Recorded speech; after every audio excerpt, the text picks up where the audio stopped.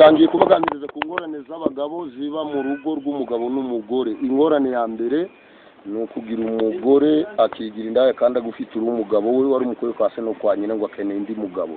Iyo ngorane ya mbere ifasha umugore. Iya kabiri ni ukuba barakubyara nawe ntubyare. Iya gatatu ni ukubyara umwana umwe akabimbwa. Iya kane ni ukurwanya amategeko leta yashyizeho utari buyakureho. Iya gatanu ni ukwiruka ko utari bufate. Ingorane ya gatandatu ni ukubyara abana bane batanu ukaburamo umwanya wawe. Iya karindwi ni ukuruhana na safa akarusha gusigira umutungo mwari mufitanye. Iya munani ni ukumena ibanga ry'umwagani mwihereye. Iya cyenda ni ukuburi kugenda ugasanga imitwaro batitwakira ukange bajanye imitwaro ugasanga wicayeyo wanze kubakira.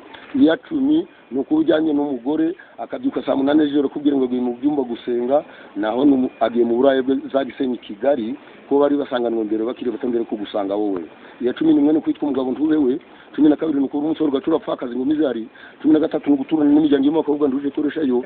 Iya 14 ni kuryuka burushigira. 15 ni kuba utuma warabyaye. 16 ni kwandika ku rupapuro ugategeka umwana kwigisha uri kwegereye. 17 ni gusaba wimye. 18 ni kwima waguhaye.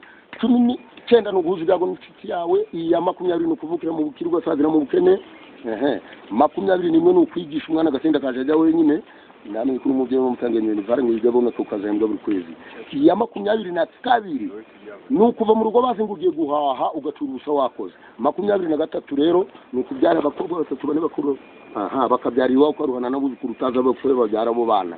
Iya 24 ni ukurya ibyawe ukebaguza aho biruhiye ntawe urabikwaka. 25 ni kwanza ikibaka gufata ugikora. 26 ni kunyura ku rugo rw'umupfakazi ndumusuzuze ngo muzi sampfakaje kandi umuzi. Bon 27